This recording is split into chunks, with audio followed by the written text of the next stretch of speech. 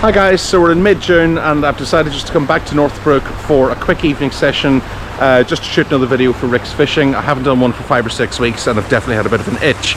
So yeah, just passing the holding ponds, I can't resist each time we walk past those holding ponds just to give you a little look. Oh, nice big blue just starting past. Anyway, so yeah, as you can see, it's really sunny this evening. Conditions have been very challenging all week. I spoke to Andrew midweek and he basically said fishing's been very, very tough. The main lake here at Northbrook, the shallow one's quite weedy at the moment. Not unfishable, but you know, there's quite a lot of thick weed on it.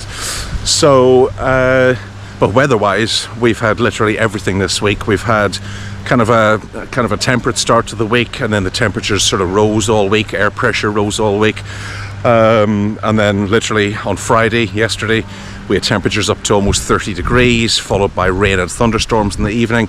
So there's been a heck of a lot of change and a heck of a lot of challenging conditions this week. And as I've always said, best fishing, whether it's sea fishing or whether it is freshwater fishing or trout fishing or whatever, it's always best when the weather's consistent. Anytime the weather changes for the better or for the worse, it kind of just switches things off a little bit. So I'm expecting things to be really challenging because of all those factors. Not to mention, obviously, the fact that it's extremely sunny. And obviously we know that when it's sunny, it tends to drive the trout down. Trout obviously don't like sunlight, they don't have any eyelids, and ultimately a trout wants to feel safe. So it's going to sit all the way down onto the bottom to try and get out of the brightest rays, to give it the best field of vision, to ultimately make it feel safe. So yeah, what I'm doing at the moment, I'm just taking a little walk around the new lake, which is where I had my PB brownie last video. I'm just looking for signs of fish feeding. Right, so we've got a ripple over there. Now, interestingly guys, the last time I was here, there was lots and lots of decent browns jumping, but I couldn't track them on any dries. And I concluded afterwards actually that those trout may just have been trying to cool themselves down, which is why they were breaching the water and splashing back down again. So don't be fooled, sometimes the trout are just potentially trying to cool themselves off as opposed to on the feed for dries or buzzers. But anyway, what I'm doing, I'm just walking around the margins. If we can see any trout feeding, then obviously, you know, I'll be thinking maybe subsurface, maybe some dries, stuff like that. If there's no signs of trout moving, then actually that wouldn't be surprising at all, given how bright it is. Like I said, they are likely to be on the deck. So yeah, if there's no signs of any trout moving around, then probably what we'll do is we'll just start with something like maybe a hare's ear. Obviously you can use shrimp patterns, bloodworm patterns all year round when trying to match the hatch. So that'll probably be the initial tactic. Might be a gold-headed hare's ear. The water clarity is probably worse than last time. It's quite coloured as well, but that could be helpful because obviously that's going to potentially allow the trout to come slightly higher up without getting blinded by the sun. So these are all things we think about when we're trying to catch a trout. I'm here this evening with all these tricky conditions, and really the target is just to catch one. If I can put all those thoughts together and nail one, I'll be more than happy. Yeah, I'm not too sure if this is going to come out well guys, but this is just a little corner up at the top lake. It's a separate pond. You're not allowed to fish here, but look at the colour of that water. It is literally like something from a Tarzan movie. You can see, I don't know if you can see the trout over there or not, but just, I mean, look at the colour of that water, absolutely stunning. Guys, so the setup is 6 pound leader, 10 foot off on a sinking line. And what we're going to do is we're just going to start with a little gold-headed hare's ear.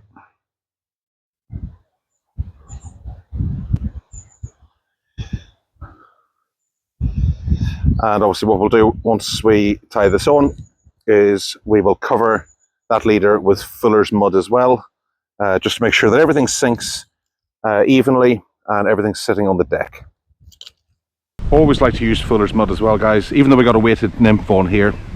You know, my logic is, why rely on the weighted nymph to drag a 10 foot 6 pound leader all the way under when we can use some fuller's mud to assist, and that then obviously ensures that everything is nice and even on the deck where those trout are probably lying. Oh, and just a little shout out, that fly was tied by a guy that probably many of you won't know, but he was a man who taught me how to tie flies when I was at school, by the name of Francie Noble from County Fermanagh, Northern Ireland. Thank you very much. Right guys, I'm just taking this hare's ear in for the last time. I think we've probably given it about 10 casts now.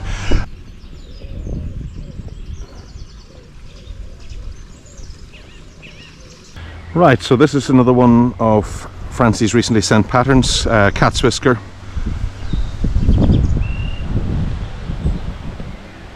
And yeah, this is my first choice because it's a bright day, bright lure, bright day. And hopefully we can trigger some aggression from the trout. Yeah, the last time I was here I actually caught that PB brownie on a cat's whisker, having flogged naturals as I like to do first, and then we relied on trying to trigger aggression. And I think it was the second, maybe the third cast with the cat's whisker that picked that brownie up, so hopefully we'll be just as lucky today. Yeah, I try and share as many little sort of tips with you guys as I can. You know, we're all passionate about trout fishing, and we all, you know, we're constantly learning. I mean, I've been trout fishing now for 30 years and I'm literally still picking up information. But I decided when I started this channel that even though I'm a huge watcher of fishing on YouTube, you know, everything from coarse fishing to sea fishing, to trout fishing, to wild fishing, to wild camping, etc., etc. The one thing that struck me about a lot of fishing videos is that there's no real explanation, or there's no real sharing of information. There's no real sharing of even sometimes what fly the trout's caught on. A lot of fishing videos I've found are guys literally just catching a fish, showing you the fish, and that's about it. And I would sit there and I'd think, well, what was your strategy? What was your thought process? How did you get to that point? What fly did you use even? Right, I'll have one or two more casts with this.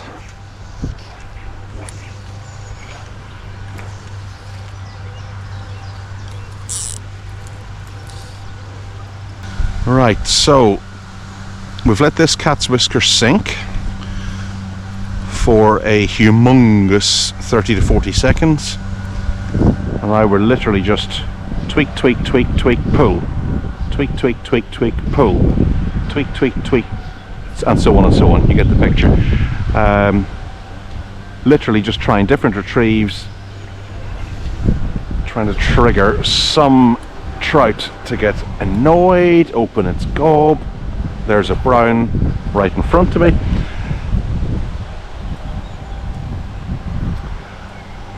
Do you know what, if anyone could possibly share some knowledge in the comments, I would really appreciate it. The last time I was here, and this time as well, there's browns just rolling and lolloping and going back down. Now it's almost like they're taking buzzers. However, I do not see one single midge. And I'm thinking if those buzzers in the water, you know, the action would be a lot more constant. It's just the odd sporadic trout, single fish, rising up, coming down, sometimes maybe jumping, but usually just lolloping clear out of the water and going back down again, and I cannot figure out why it's doing it. I mean, my only conclusion to date is that because it's quite hot, maybe the trout's just trying to cool off a little bit. You know, could that be it? You know, so if anyone could share their knowledge, I'd be very, very, very, very grateful. What's your theory as to why those trout are lolloping out of the water?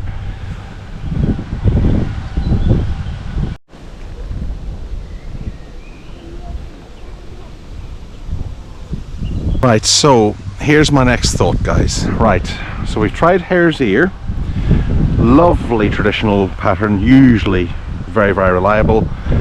And with no takes, I figured, right, these trout aren't on the feed. So then I stuck on a cat's whisker, and I've tried various retrieves, and again, nout. Now that cat's whisker is probably a size 8 or 10, I'm thinking. So I'm thinking stick with lures, possibly go against the grain and maybe stick something a bit darker on, even though that rule of thumb, bright lure, bright day, dark lure, dark day, does stand. The fact is that the water clarity is grim, and so ultimately I'm thinking a nice dark lure will actually, I don't really know how to explain this scientifically, but a nice dark lure will kind of stand out more in that murky water. Do you know what I'm thinking, guys? I'm thinking just a little cormorant pattern might be the way to go. Now the reason I've chosen a cormorant pattern is that, oh, isn't that annoying? I hate it when you buy a fly and the sod that's tied it has left a bunch of varnish in the eye. Right, okay. So yeah, the reason I'm choosing a cormorant is because cormorants are famous for essentially just imitating lots of different things. They can imitate anything from well, they would suggest to a trout that this could represent anything from a tadpole to a nymph, etc, etc. And I suppose, you know, it could also maybe trigger just a little bit of an aggression or a curiosity response just with that little bit of green there. So yeah, yeah, that's the fly of choice. So it's a little bit smaller. Well, in fact, it's a lot smaller. That cat's whisker was a size 8. That's probably a size 10, maybe size 12. So it's smaller. It's darker because, like I said, the water clarity isn't brilliant, and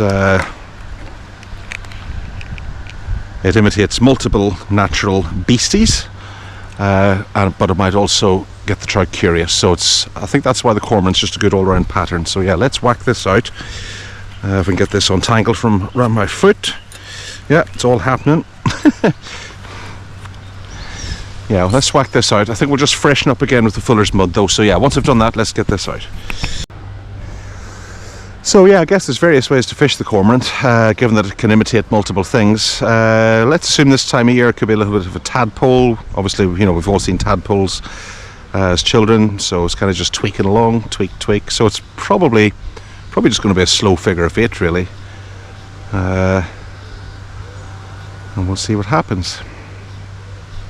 Yeah, it doesn't really help that the water clarity isn't there, because I can't actually see if there's any trout following my pattern or not. You know, so for example, if the trout were following and turning away at the last minute, then I'd know, right, drop down a size or 2 in hook size. So I think it's just going to be a case of just working hard, just trying to figure out the winning strategy. There's always a winning strategy. You just need to just keep thinking, keep yourself switched on. And eventually one of those trout will take. Right, we'll do another 2 or 3 casts just to get us round to here. And then I think we're just going to be forced to change it up again. And I'm dreading that because I don't have a Scooby-Doo what to do next.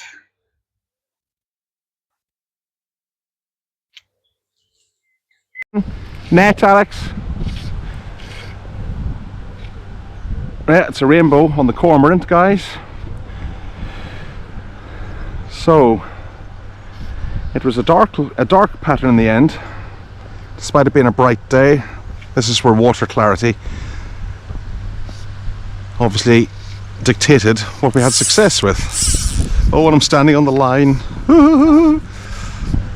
Amaya, do you want to net this? You need to be quick, so I won't hesitate if you're not here. We have a fish on the cormorant. This is my first trout on a cormorant. Yeah. Do you know what, just before I caught this, I was just imagining Sam later asking us, how'd you get on Northbrook? And me explaining why I blanked. Right, grab the net of Alex.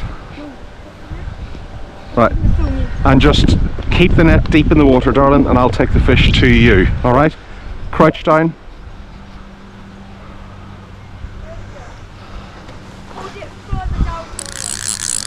One hand at the top, one hand close to the bottom. That's it. We'll just let this trout tire itself. The thing is that because it's so murky, I can't see if it's hooked shallowly or deeply or well hooked or not, so I'm not going to force it.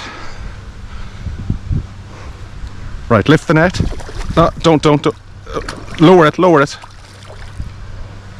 Keep the net low, and then I'll tell you when to lift. Good girl.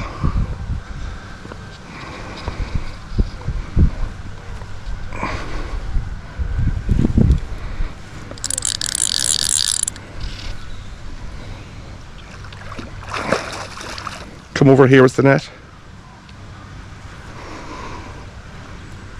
Right, lower it down, darling. Good girl.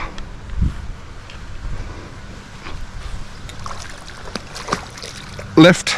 Yay! Congratulations, well done. No, don't put it back. put it onto the grass. Oh God, she's developed a conscience. Here, come on. Yeah, but now it's dead and that's just nature. Right, our first trout That's a big one. on a cormorant. Yeah, but now it's dead and it's all sad. Right guys, let's see how well hooked this thing was. Just a nice take just in the top of the lip there. So took the cormorant well. I wonder what it thought it was. Yeah, very nice little pattern. Right, let's pop that fly on the ground. Get this thing into the stringer. Well, do you know what? That was very satisfying because we had to think in order to catch that fish. So yeah, that's really satisfying. Yay! Right, let's see if we can get a 35-pound brownie. Only joking.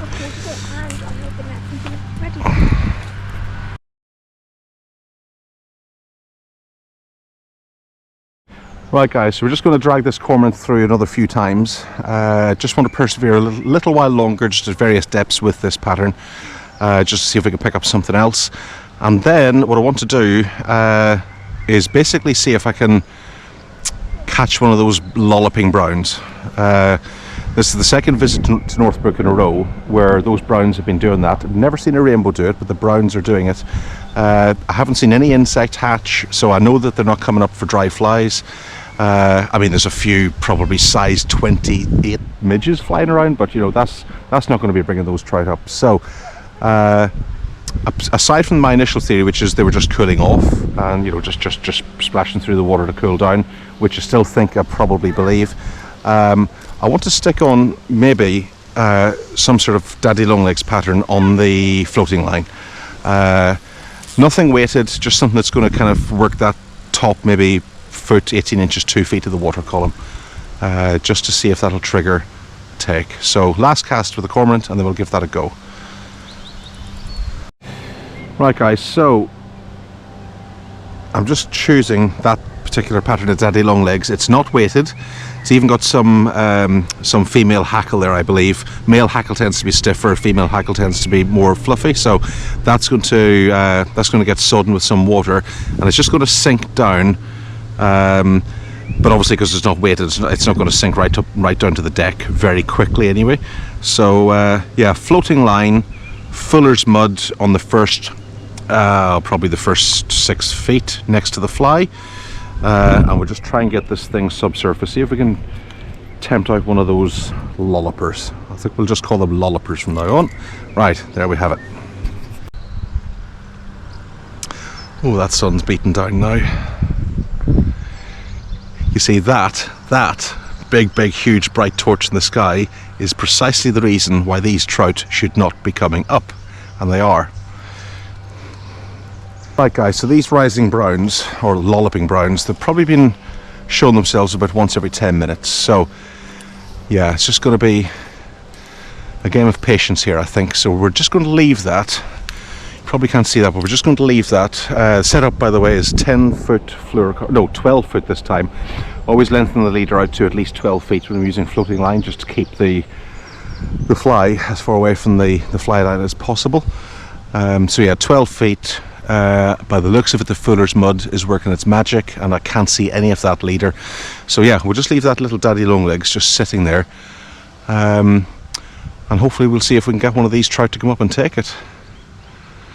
Probably occasionally just give it, there's one, right? Okay, I come up for the fly line.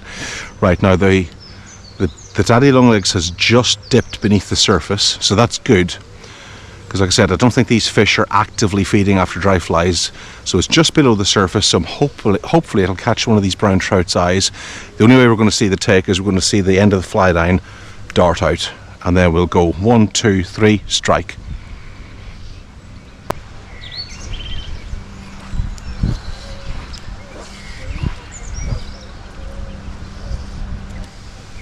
Oh, fish on! Joke, joke, joke. Sorry. Just testing your reflexes. Well done, you passed.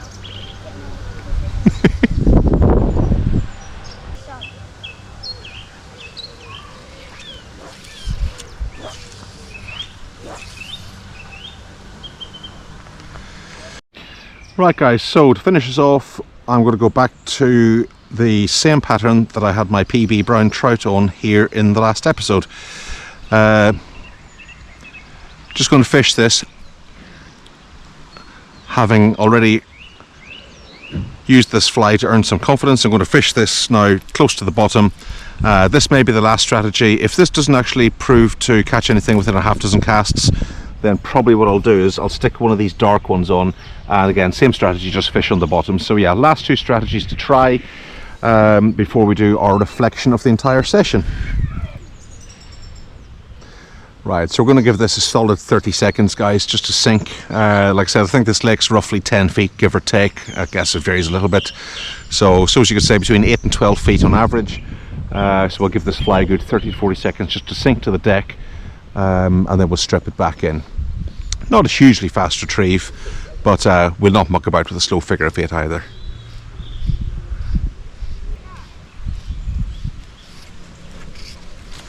Fish on!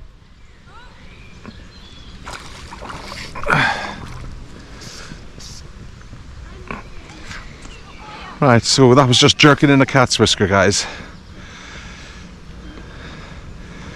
Pretty much close to the bottom because I've been getting weed every cast. So yeah, these fish are on the deck. Good. I must be very skeptical. Oh, shall I catch it, like get it? That's what I'm doing. Put him on. I need to put him under. Just forget about the net, Alex. Don't follow it around with the net, you'll spook it. I'll tell you when to lower it in.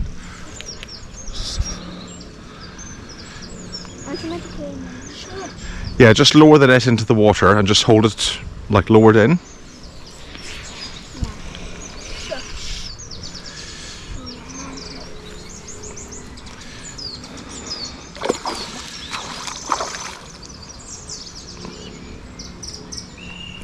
Don't jab at it, just hold the net there.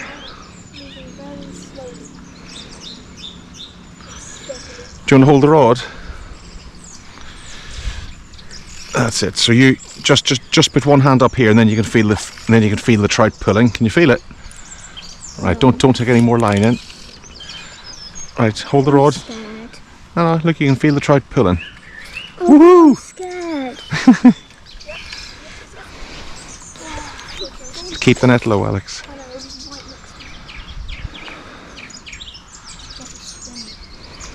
Oh, wow.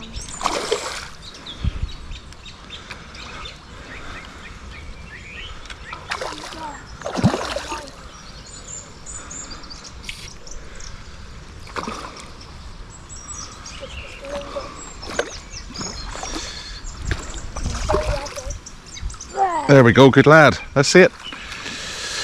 That's bigger than the last one, yeah.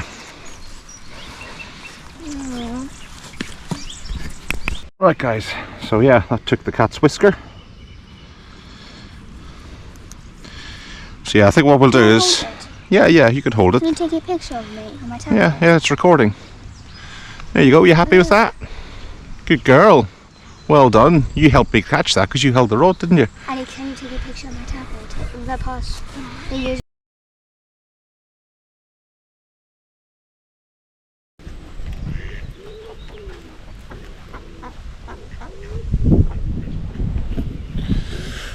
Right guys, so as you can see, the light is now fading on the gorgeous Northbrook, and yeah, I just thought I'd just close up the session now just with a little summary really of the day. So yeah, obviously at the start of the video went through the week's conditions. Brief recap again, we've had everything this week from 30 degrees Celsius, thunder, lightning, really varying air pressures. So I always knew it was going to be a tough session. Obviously with that in mind, with it being such a bright day, the main thinking was that the trout were going to be on the deck, but it was worth also discussing the notion of water clarity. Yeah, that water clarity is really poor because of last night's heavy rain. So you know, initially you'd think, right, the trout are on the deck, so we'll get something down there like a lure, and you'd be thinking, well, bright day, bright lure, dark day, dark lure, but ultimately water clarity plays a part in that as well. Because, you know, if the water's really murky, then very often dark patterns do better. So it was just one of those days where it was a case of just trying, almost trying a single fly for each variable. So, okay, bright day, let's try something white, cat's whisker. Dark, murky water, let's try something dark like a cormorant. And obviously we did catch on the cormorant. And then those those brown trout, they kind of just got my attention maybe for about half an hour, because I was just trying to figure out why they were constantly just rising up out of the water, still none the wiser. So yeah, ultimately, as I might have touched on earlier in the video, sometimes these sort of days where it's challenging actually prove to be more fun, because if the conditions are perfect and you know exactly, you know, what's going to work, and you catch fish, you know, great, you know, you caught some fish. But when the conditions are challenging, you could literally open up all your fly boxes and probably have a look at, you know, dozens and dozens, maybe you know, scores of patterns, hundreds of flies, and suddenly all these different doors just kind of open up, really. And that was the case today. So yeah, we had lots and lots of opportunity today just to try different things, right from obviously cat's whisker down to some dark lures, down to the cormorant, back to cat's whisker, on to dry daddy. I think I might have had a take on one of the dry daddies, but I can't be sure because I wasn't really looking. So yeah, it was a good day overall. I hope you guys gleaned some new information. And yeah, like I said, the purpose of these videos is not only because I enjoy doing them, otherwise I wouldn't, quite frankly, but I just enjoy sharing my knowledge that I've built up over the years with you guys, and I just enjoy making videos that hopefully are entertaining. So yeah, until next time, we shall see what happens. I really would like to try out, you know, the big names, Manningford, Avington, Testwood, etc, and I'm sure I will get around to doing those. But yeah, again, just, you know, in closing, the reason I haven't posted for 5 or 6 weeks is just because I've just been too busy to really get out fishing. So, you know, those big name fisheries are on the list, but ultimately I can't tell you exactly when I'm going to get there. But the goal is to try and get back to having an outing every 2 weeks. So stay tuned for the next episode, guys. Please subscribe to find out where I head to next. All right, take care. Tight lines.